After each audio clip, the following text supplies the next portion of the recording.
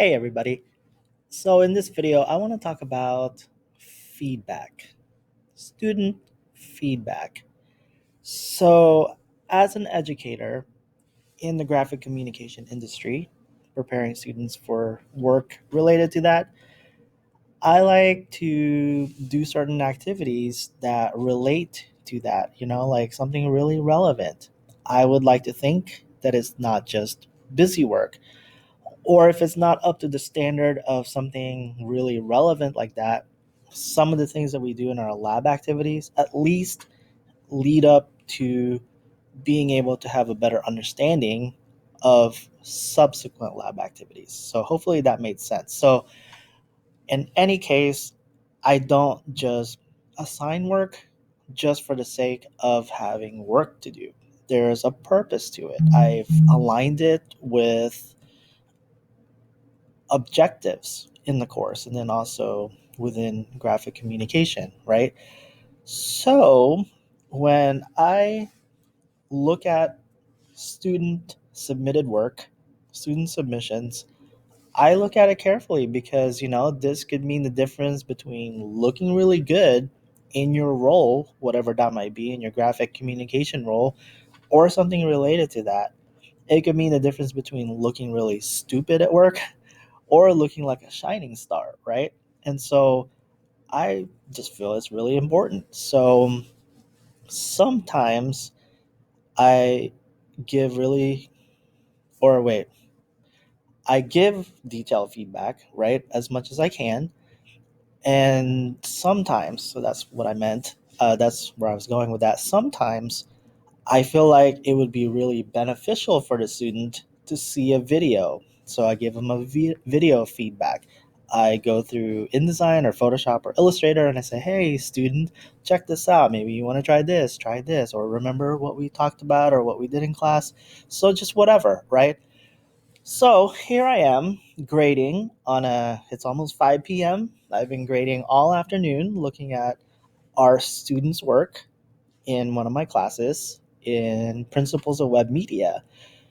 And so I look at this person's submission, student submission, and I think to myself, gosh, it doesn't look any different than the previous assignment. So here's the thing, right? I typically, sorry, I had something on here. So I typically have an assignment that they do something, get so far with it, and then the next assignment builds onto that. So I figure, okay, well, that's one way for students to get used to the idea that they really need to do well with one aspect, learn new stuff, and then they revisit that assignment and improve it or augment it based on the new information they've learned, right? And so this is what happened here. I see the same mistakes. In fact, it's the same exact assignment as the last one. And then I thought to myself, okay, let me look at my feedback for this student and it's showing a date right here, October 11th. So today is October 29th. That was 18 days ago. So I see in that feedback all these things that I would like the student to learn about, right? And say, oh, yeah, learn from your mistakes and so on. Do you see something interesting next to the date? So I strategically placed the UCM website on top of like another browser so you don't see the information. So the guilty or the innocent, whatever, you don't see the guilty party. But do you see something there? Do you see that? No views. I'm like, what? I took the time to create let's see, I'll do this carefully. I took the time to, well, I don't know how long the video is. I would think it's about 5 minutes or something like that because, there were a lot of stuff to address. So I took the time to create this video to help the student out.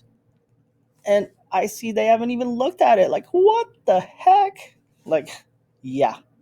So, anyway, that's all I wanted to talk about here. But I'm curious for you all out there if you had any ideas about how to handle stuff like this or any kind of best practices or things that you do to really encourage students to take a look at their feedback. And as I mentioned a few minutes ago, I scaffold it, right? Like I have an assignment and then we build on top of that. And so it's not just starting fresh with a new assignment, they're taking an old assignment and improving it. And so I thought, well, that's worked and it works for most of our students, but then there's always those few who just doesn't seem to fall right in with everybody else. And so I was wondering how we can address these students' needs. So if you have any ideas, please let me know.